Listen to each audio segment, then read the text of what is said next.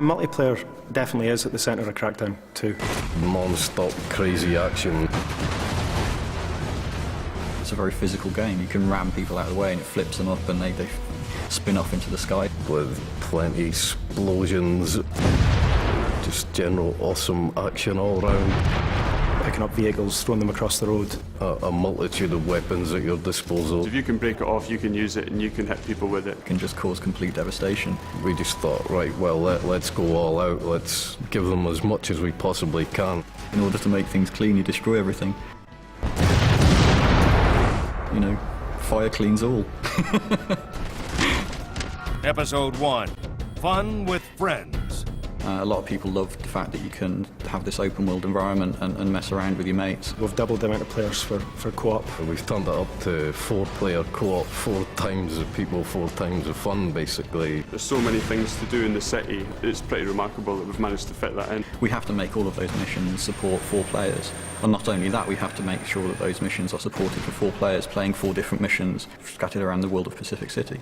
You've got all of the, as everybody knows, the orbs. It's about making sure that, you know, you have that group experience with orbs, like Renegade orbs, where, you know, they actually make it pretty tricky for you to get hold of them and they run away from you. You know, one person can chase them and another person can figure out where they're going and kind of help out. Races, so you've got rooftop races, road races. You've got all the achievements in the game as well, and there are a bunch of stats that we track that also go on leaderboards. I'm getting excited, citizen. Must remain composed.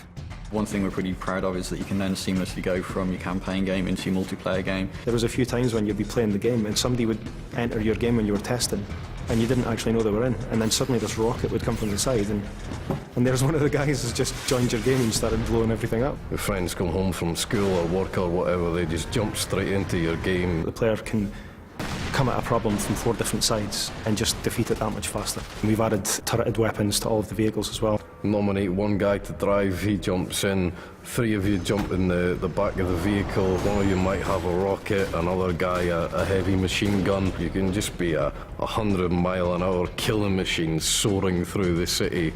It's awesome.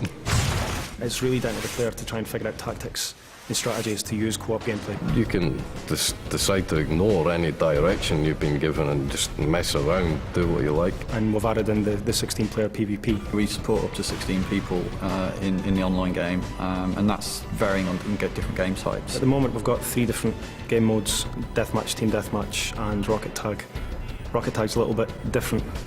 Basically, you've got to carry the orb for as long as possible, and the longer you carry it, the more points you score. Everybody's chasing one guy, rather than it being kind of everybody against everybody. It's a lot more over the top than what's around at the moment.